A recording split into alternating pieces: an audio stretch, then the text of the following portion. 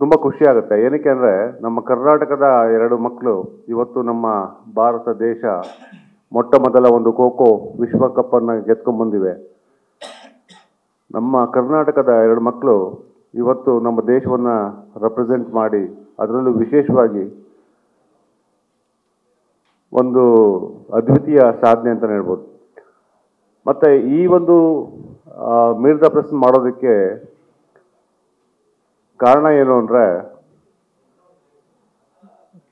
ಖೋ ಅನ್ನುವಂಥದ್ದು ನಮ್ಮ ದೇಶೀಯ ಕ್ರೀಡೆ.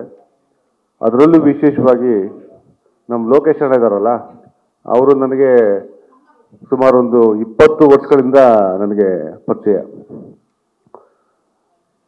ಅವರ ಒಂದು ನೇತೃತ್ವದಲ್ಲಿ ಇವತ್ತು ಖಂಡಿತವಾಗಿಯೂ ಕೂಡ ಈ ಮಟ್ಟಕ್ಕೆ ಒಂದು ಖೋವನ್ನು ಅಂತಾರಾಷ್ಟ್ರೀಯ ಮಟ್ಟಕ್ಕೆ ತೆಗೆದುಕೊಂಡು ಹೋಗುವಂತಹ ಒಂದು ನಿಟ್ಟಿನಲ್ಲಿ ಅವರ ಒಂದು ಕೊಡುಗೆನೂ ಕೂಡ ಜಾಸ್ತಿನೇ ಇದೆ. ಇವತ್ತಿಗೆ ಕರ್ನಾಟಕ ಯಾವ ಮಟ್ಟದಲ್ಲಿ ಅಂದರೆ ಅಣ್ಣ, ನೀವು ಲಾಸ್ಟ್ ಟೈಮ್ ನೀವು ತಿಪ್ಟೂರಲ್ಲಿ ಮಾಡಿದ್ರಿ. ನೀವು ತಿಪ್ಟೂರಲ್ಲಿ ಮಾಡಿದಾಗ ನಮ್ಮ ತಂಡನ ಚಾಂಪಿಯನ್ ಆಗಿತ್ತು.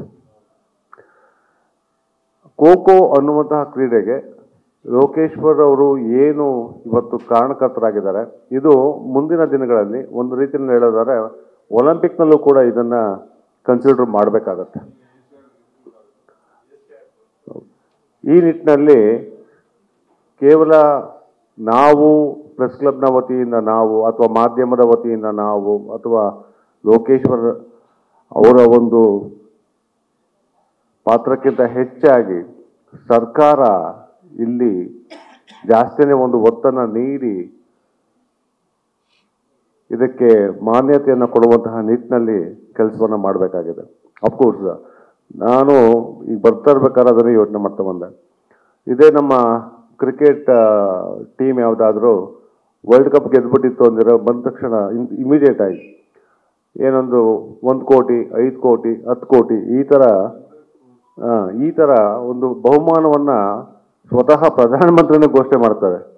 ಅಂಥದ್ರಲ್ಲಿ ಇವತ್ತು ನಮ್ಮ ಮಕ್ಕಳು ಈ ಮಟ್ಟದ ಒಂದು ಸಾಧನೆ ಮಾಡಿದಾಗ ನಮ್ಮ ಸರ್ಕಾರಗಳು ಇದನ್ನು ಕನ್ಸಿಡರ್ ಮಾಡಿಕೊಂಡು ಅದಕ್ಕೇನಾದರೂ ಒಂದು ಐಡೆಂಟಿಫಿಕೇಶನ್ ಗುರುತಿಸುವಂತಹ ಒಂದು ನಿಟ್ಟಿನಲ್ಲಿ, ಒಂದು ಪ್ರೋತ್ಸಾಹಕ ನೀಡುವಂತಹ ನಿಟ್ಟಿನಲ್ಲಿ ಏನಾದರೂ ಒಂದು ಘೋಷಣೆ ಮಾಡಿದ್ರೆ ಚೆನ್ನಾಗಿರುತ್ತೆ.